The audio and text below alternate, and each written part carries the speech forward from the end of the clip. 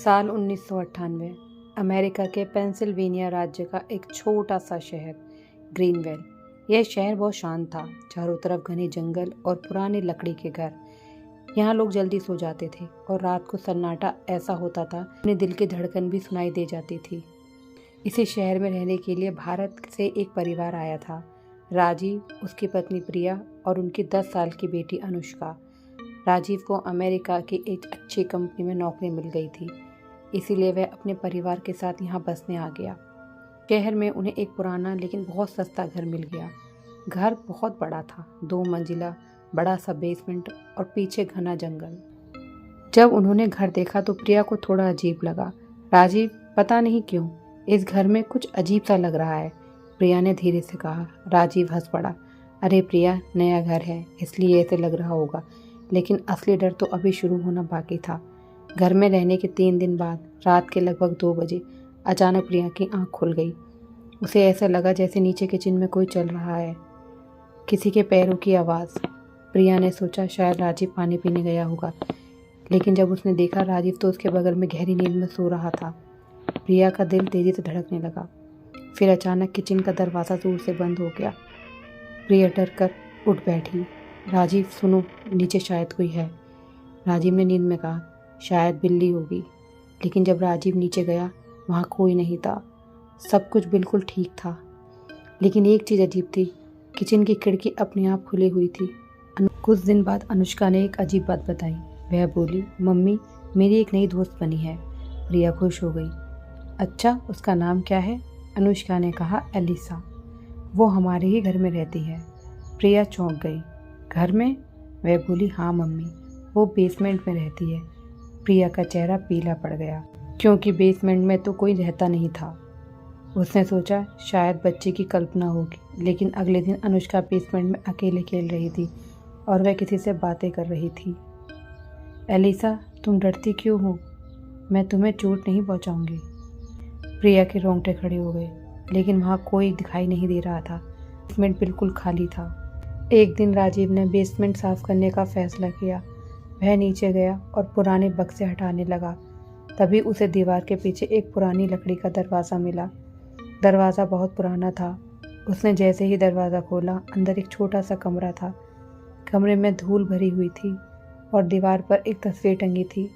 तस्वीर में एक छोटी लड़की थी और तस्वीर के नीचे लिखा था, एलिसा 1985। राजीव के शरीर में सिरहन दौड़ गई।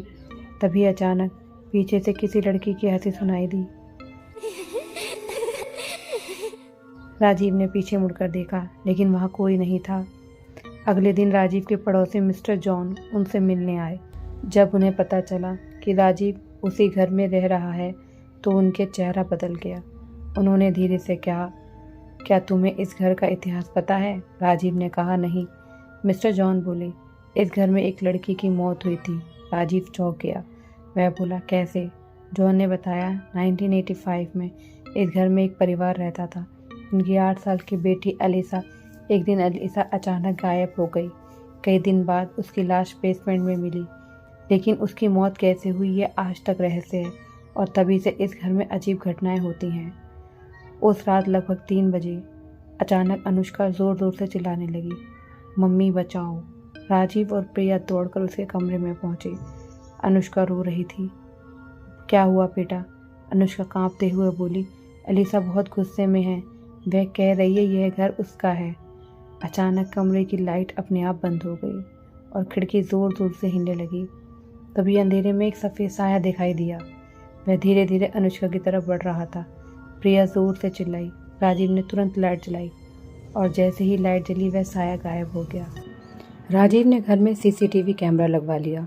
अगली रात जब उसने कैमरे की फुटेज देखी तो उसके हाथ कांपने लगे।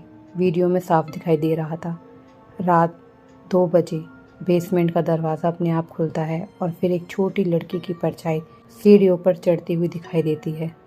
उसका चेहरा साफ नहीं दिख रहा था, लेकिन उसके लंबे बाल थे और वह सीधे अनुष्का के कमरे की तरफ जा रही थी। राजीव ने अगले दिन एक पैरानॉर्मल एक्सपर्ट को बुलाया। उन्होंने घर की जांच की। कुछ देर बाद वह बोले, यहाँ एक आत्मा है और वह एलिसा की आत्मा है। प्रिया डर गई। वो हमारी बेटी को नुकसान तो नहीं पहुँचाएगी? एक्सपर्ट्स ने कहा एलिसा अकेली है और उसे लगता है कि अनुष्का उसकी दोस्त है। लेकिन अचानक एक्सपर्ट का चेहरा बदल गया।